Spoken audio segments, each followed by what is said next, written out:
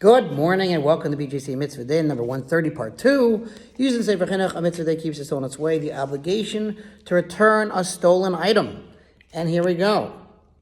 The Chinuch sets forth which types of transformations of a stolen item constitute a change, making the thief liable to return its monetary value and exempting him from any further obligation. What type of transformation is one that exempts the thief from returning the stolen item itself? It is a type of transformation wherein the item cannot afterward return to its original state, such as the case of one who steals pieces of wood and burns them, or cuts off parts of them, or bores holes in them. Similarly, one who steals wool and dyes it, or who steals spun thread and makes fabric from it, or who steals any other item and effects a change that is similar to these, he need not return the actual stolen item, but rather returns the item's original value.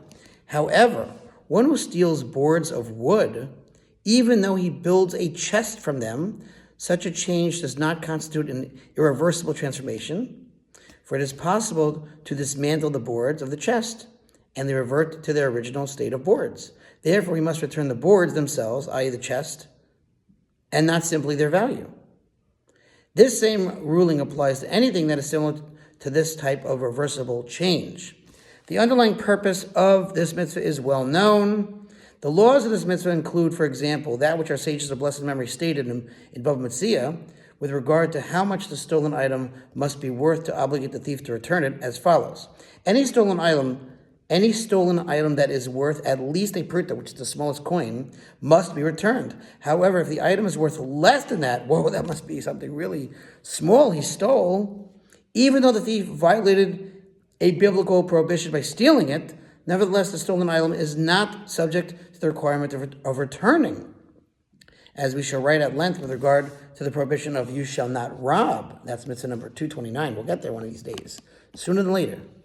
The reason for this exemption of returning items that are worth less than a pruta is because Jews who are descendants of Abraham, Isaac, and Jacob are benevolent ones, the children of benevolent ones. And it is thus known that with regard to anything that is worth less than a pruta, even the poorest among the Jews forgives the obligation to repay the stolen item once it has already been stolen and has no desire to go after it whatsoever. Okay, it was less than a pruta, he'll let it slide.